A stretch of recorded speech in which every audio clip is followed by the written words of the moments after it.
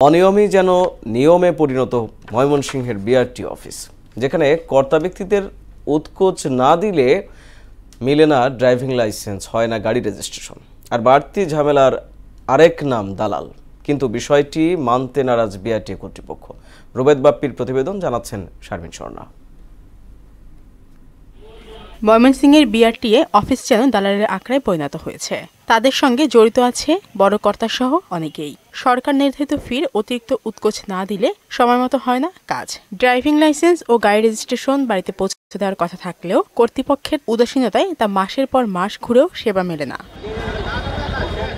যানবাহনের registration, driving licence কিংবা মালিকানা পরিবর্তন সহ বিআরটিএর আওতাধীন সব কাজে অতিরিক্ত অর্থ দিলে সহজেই মেলে সেবা। অন্যথায় ভোগান্তিতে পড়েন সেবা গ্রহীতারা। আর 5,000 টাকা চাইছে, আমি গরিব মানুষ কেমনে দেব? 2-3টা কম্পিউটার ভাড়া দিত, কেন কম্পিউটার দুটিয়া 2-3টা যদি ভাড়া দিত তাহলে আমাদের এত সিরিয়াল ধরে দাঁড়ায় থাকতে হতো না। বিআরটির ভিতরে থাকি এটা ডেট চলে যেতেছে, আবার ওইটা আমরা পায়া দেখা গেছে কি ডেট নাই। 1 বছর এর ভিতরে আমরা লাইসেন্স পাই না, আইলে কো আইসে না, এই করে সেই করে কম্পিউটার নানান সমস্যা দেখা রাস্তাঘাটে আমরা হয়রানি হই। দালাল ছাড়া যদি কাজ করেন আমরা পরীক্ষা দেওয়া লাগে না, তাহলে কিন্তু কিছু লাগে না, তাহলে সবকিছু ঠিক হয়ে যায়। যে কারণে এত সব অনিয়ম ও দুর্নীতিতে জড়িতদের আইনের আওতায় আনার দাবি নাগরিক নেতাদের।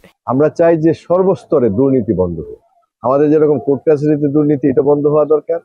একই রকম ভাবে এখানে লাইসেন্স দেয়া নেওয়ার জন্য যে দুর্নীতি হচ্ছে, মানুষের যে একটা ভোগান্তি হচ্ছে, মানুষ যে হয়রানির শিকার হচ্ছে, এটি অবিলম্বে বন্ধ হওয়া উচিত। সব জেনে দোষীদের বিরুদ্ধে ব্যবস্থা নেওয়ার আশ্বাস দিয়েছেন বিআরটি অফিসের সহকারী পরিচালক। আমাদের অ্যাডমিন থেকে, হেড অফিসের অ্যাডমিন থেকে এটা তদারকি করা হয়। আমরা প্রত্যেকটা এমপ্লয় টাইমলি অফিসে আসতে হয় এবং যেতে হয়, এটা আমাদের বায়োমেট্রিক আন্ডারে আছে। আমরা বিআরটিএর অফিসের স্বচ্ছতা ফেরাতে কার্যকরী উদ্যোগ নেবে কর্তৃপক্ষ, এমন প্রত্যাশা ভুক্তভোগীদের। শারমিন স্বর্ণা, মোহনা সংবাদ।